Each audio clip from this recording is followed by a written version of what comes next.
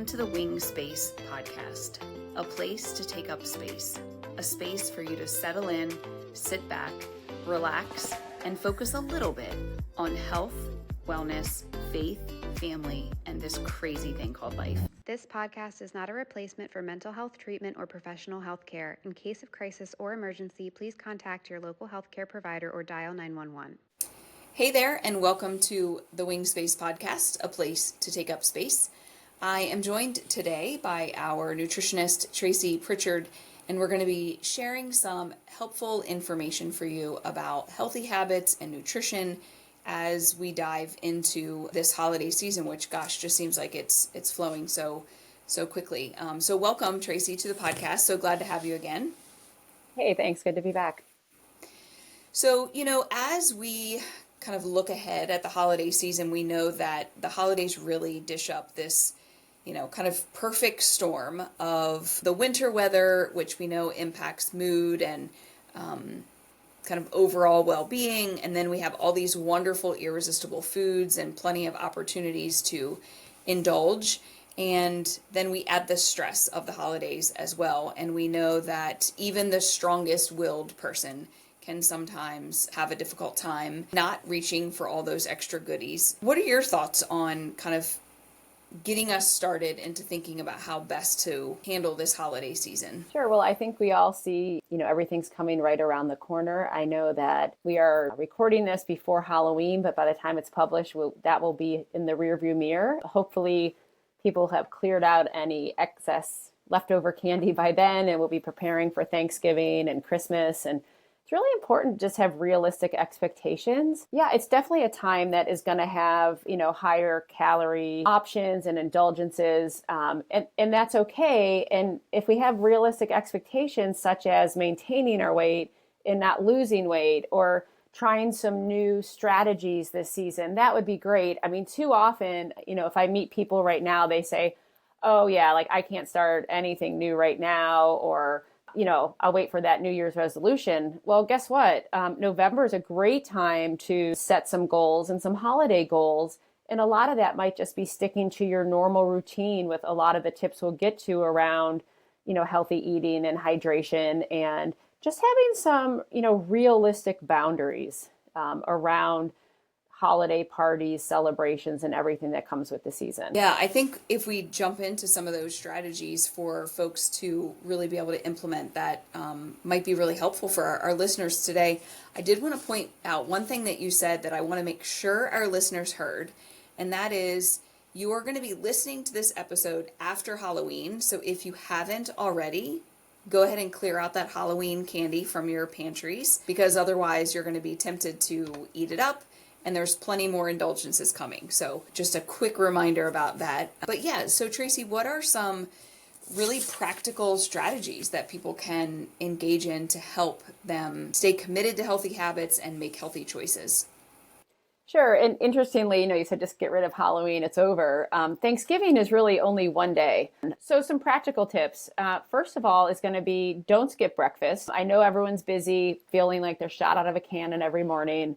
They grab their coffee and on the go. So don't be tempted to skip that morning meal, a balanced meal with some protein to give you enough energy. And if you're someone who has always skipped breakfast, this might be a great time to say, hey, the one change I'm going to make for this holiday season is I'm going to start my day with a solid breakfast, knowing that as the day goes on, we lose control over some things that are happening, right? Like either emergencies or meetings or kids. So one thing we have some more control over is to choose to eat breakfast. And it seems simple, right? To just say, don't skip breakfast or make sure you eat breakfast. But if it's not something we're already in the habit of, then certainly we can not want to start a new habit. And it seems like an easy thing to just ditch as we're running hurried and harried out of the house. So yeah, we're not going to skip breakfast. And then what might be another thing that our listeners could do? Well, I'm going to piggyback off of breakfast right now. Too often, whether we're eating breakfast or not, I find that a lot of us, it's really easy to say, I just have my cup or two of coffee a day, but it turns into 3, 4, 5, or a pot of coffee. And just really being mindful of how much caffeine you're taking in, because even caffeine earlier in the day, depending on how sensitive you are to it, can cause either symptoms or a reaction later in the day. Like even if you feel like, oh, it's not affecting my sleep because I didn't wake up, you may have not been getting as good a quality of sleep. So just being aware of, how much coffee are you drinking at home, in your travel mug on the way to work? Are you constantly refilling it? And just, again, limiting that to 1 to 2 cups earlier in the day, and then making sure when you switch that you're getting enough water in, because that's another thing that's really in our control. A lot of the things that the day gets away, we can control how much water we drink. It's very measurable, right? You have a certain kind of cup, you know how many ounces are in it, and you aim to drink, a certain amount of water per day. So that I kind of piggybacked with breakfast, is just being aware of coffee. I know we've been talking about different alternatives because I love coffee. And right now, as the weather has gotten cooler, I love coffee even more, the whole thing, the warm beverage. But I've switched to trying some different types of herbal coffees, adaptogenic ones, green tea, herbal teas. So aside from just thinking, I've got to take something away or reduce it, what can you add in that may have some benefits? And a lot of times through this season, it's those warm beverages, and you can have fun with them as well. We know that people are going to potentially hear you talked about alternatives to coffee or adaptogenic options. And you and I have both been dabbling with some, I guess it's considered mushroom coffee. And so here's our little plug is, instead of jumping on your favorite shopping online site that you might want to go to, maybe consider for our listeners to go to Tracy's Fullscript site, because they do actually, and in fact, have some adaptogenic coffees. And Tracy and I have both been trying them. I've tried the hot chocolate one so far, and I'll be honest, it didn't satisfy my desire for coffee, because when I took a sip of it, it didn't taste like coffee. It tastes like hot chocolate. So I thought that might be something to try, like an afternoon type thing rather than a morning, so that I actually have that psychological connection of I'm drinking coffee rather than hot chocolate. But it was very, very good. Who knew that mushrooms could taste so yummy? Right, because it does not taste like mushroom. I know people ask me if it smells or tastes like mushroom. It does not. And on Fullscript, I know there's links through the website. The brand on there is OM. It's something that you can find in other stores and online. So we appreciate if you go through Fullscript. But there's a matcha latte, which is like a green tea. The coffee version, which has very little caffeine and has mushrooms and adaptogens. It has a little bit of leans a little chai, like it has some herbs and spices in it. And then there's the cocoa one. And there may be some other on there too. Those were just the samples that, that we tried that we liked. Awesome. And we hope our listeners take advantage of that too. So a little bit of a detour, but back to our strategies. What are some other thoughts you have? Staying active. Too often the schedules fill up, and one of the first things people let fall off their schedule is their daily walk or meeting their friend at the gym or an activity that they like. I know it's around here, with the self-care is not selfish. That is really important. Am I saying that right? I'm saying that right. Really important to keep that on your schedule. And maybe you don't have time to do an hour walk as the schedule gets busy with holiday preparations, but you probably still have 15 minutes. If you're throwing dinner in the oven and it's going to take 22 minutes, get out for a 20-minute walk. Or, if you have to leave for work and the morning is the only part of your day you have any control over, maybe you're just going to stretch for a couple minutes. But just to keep some type of daily activity in your routine, that's just going to help, not just with, metabolism and blood flow, but, help manage stress levels, that you're able to do that. So, if you like the cooler weather, maybe schedule some things in the early evening or on the weekends to get outdoors. You can meet some friends for a hike. If you can't do these things and you're like, hey, you have no idea how busy my schedule is, there's no way. Now it's time to think about those simple things that we've heard, like parking farther away. I mean, if every time you go to Target or the grocery store or Starbucks, park as far away as you can, so that you can get more steps in. So, and taking the stairs, if you're in an office building that has an elevator or stairs, just thinking, how can I get more movement into my day? So being deliberate about that. I try to remind people too that we all have the same 24 hours in our day. And I realize that, some people may have more obligations than others, but it's also about priorities, because certainly, if many of us were to look at the screen time usage on our phones, there's probably an hour at least, that was doom scrolling, that we were sitting on the couch or even sitting in our car or, just sitting and scrolling, that we could have potentially taken that walk or gotten in a little bit of exercise. So, I would just encourage our listeners to consider priorities in terms of, if exercise and movement is something that you want to make a priority, then what's the obstacle? How do we take that out? And sometimes we get sucked into, I had a client tell me the other day they were trying to find the end of the internet, and I thought that was such an interesting way of describing that scrolling that just takes us forever and ever. Let's be mindful, right? Let's be intentional and consider some movement instead. Absolutely. And you can walk and look at your phone if you need to.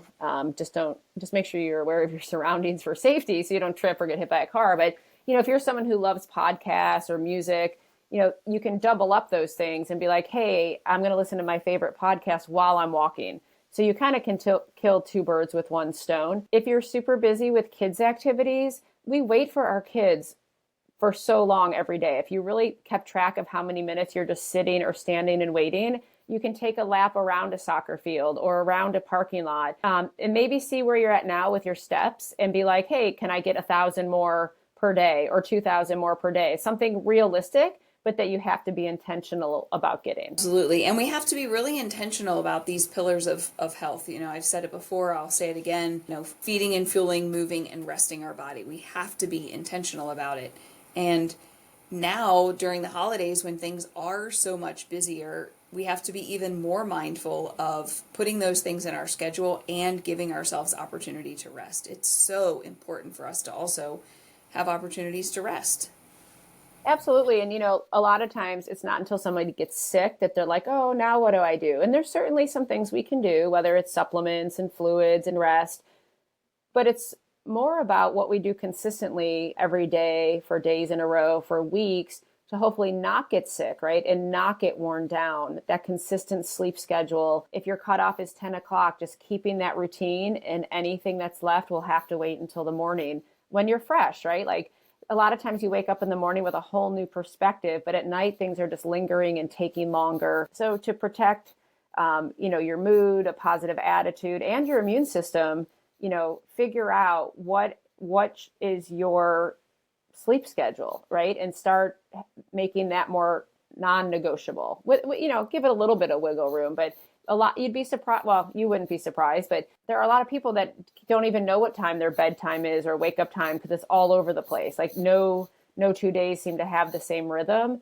And that's really important to kind of get a good routine for that, because as we get our sleep routine set, a lot of those other things start to fall into place. You wake up, you're ready for breakfast. If you eat breakfast, then you'll be ready for a lunch or a dinner.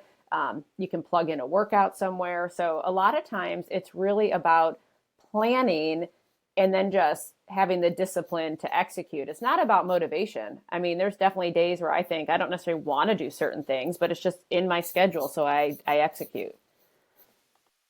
Well, and there's a lot that we have to consider in terms of balancing and manipulating too. It's sometimes days are like puzzle pieces. So I want to finish up our conversation about this, talking about kind of how we balance these priorities. But first, I want to take a quick break to hear about some of our upcoming services, and we'll be right back. Are you a yogi in Southern Maryland looking for a place to practice on Thursday mornings? Look no further than Gentle Yoga with Lori Bruce at Hope and Healing in Leonardtown. A certified yoga therapist, Lori brings over 2 decades of yoga training and teaching to her classes. Gentle Yoga with Lori is suitable for all levels. Join us in person or tune in from home, as all Thursday morning classes will be available virtually. Space is limited, so reserve your spot today at loribruceyoga.com/schedule.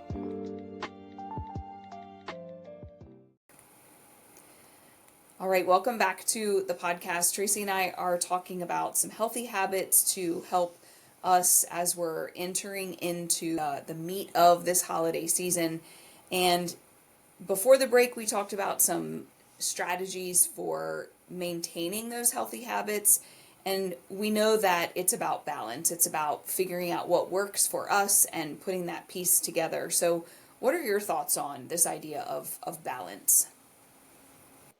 Well, especially around the holiday season, is really that realistic expectations, and we like to call it the 80-20 rule. It gives you more flexibility. It's a little less intimidating than being too restrictive. So if you're having your healthy meals and snacks 80% of the time, that leaves some room for 20% of things off, I'll say off plan, or maybe some treats or things that you wouldn't normally have because it is the holiday season. So for example, if we think about it, if we eat 3 meals a day, 7 days a week, that's 21 meals. 21 times 8 means about 16 of those should be planned and prepared, but that gives a little bit of space to either go out to dinner or perhaps use takeout, meet up with friends, and just, be able to enjoy some of the things that come along with the holiday season. If you in balance, if like, oh man, like I have a work party, a school party, a neighbor's party, Friday night, Saturday afternoon, Saturday night, a plan. Okay, what's your 80-20 plan? Maybe at one of those that you'll have some indulgences, but the other ones you'll look for, lean proteins, vegetables, fruits, and you won't eat cookies at all of them, but maybe you will at one of them. Just having some type of approach that's realistic, but also generally keeps you on track. Well, and what we've already talked about in terms of the strategies, if you're eating breakfast, then you're kind of staying in that routine, and it makes me also remember that a lot of times holiday parties are not exactly at lunchtime or at dinner time. So we might have a 2 o'clock party or 3 o'clock gathering. Well, I may have already eaten lunch and I'm not going to be served dinner, but I am going to be served this huge smorgasbord of treats and snacks and stuff. So if we can have our breakfast, we can have our lunch, of course those are balanced meals at home, then we may not be starving by the time we get to these events and then just overindulge in all of those things. So if we're eating our breakfast, if we're moving our body, if we're staying hydrated, those are all really important things to set us up for success as we go into these events. And we can consider, this is the one, I'm going to Aunt Sally's and she's got the best homemade cheesecake. I'm going to have a piece of cheesecake, but I'm not necessarily going to eat, the store-bought cookies that are at the next event the next day or something like that. It's interesting you say that because someone shared with me a long time ago when they were trying to reduce the amount of holiday sweets and treats, and their family strategy was they would only eat things that were made from scratch. So that was for both Thanksgiving and Christmas. So for example, they even went, as far as the Thanksgiving green bean casserole, instead of, opening up the can of whatever that crunchy oniony thing is in the can, it's like a fried onion thing, and cream of mushroom soup, which a lot of people don't realize you can make a green bean casserole without that. You can make it from scratch with single ingredients and then enjoy it because it's all, no preservatives, no added things. So their rule was, hey, if you want that, you have to make it from scratch and then enjoy the heck out of it. And I think that really gets us back in touch with mindful eating.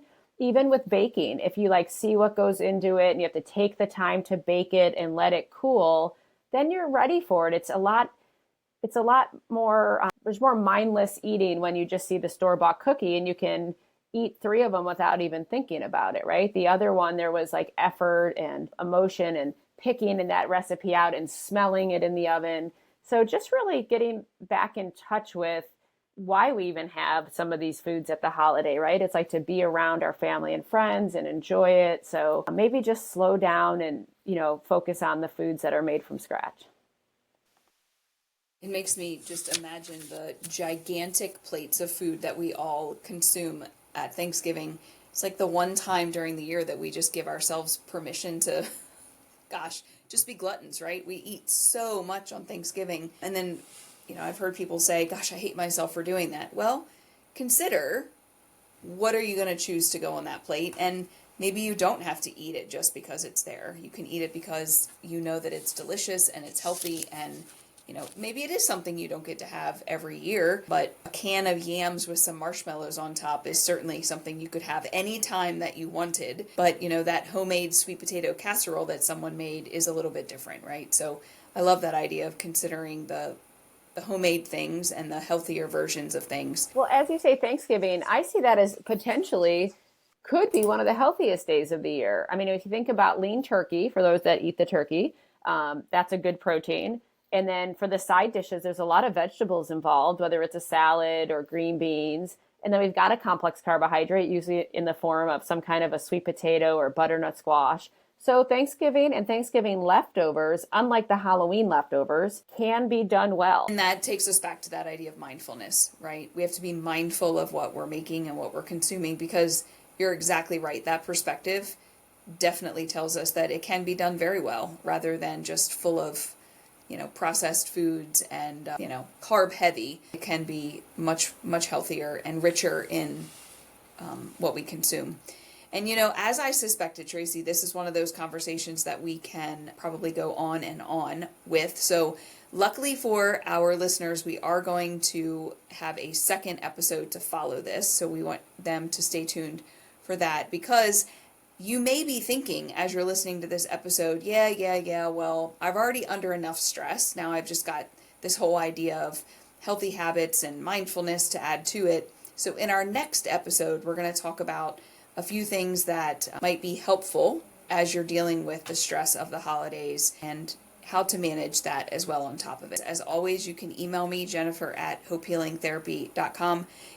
One invitation I give to our listeners is, if you have a healthy alternative to a traditional holiday recipe that you'd like to share with us, feel free to email it or send us a direct message on our socials. We'd love to be able to share that with our listeners and love to see how you swap out some healthier versions to fill those holiday traditional meals. So thanks again for listening, and I hope you have a great day.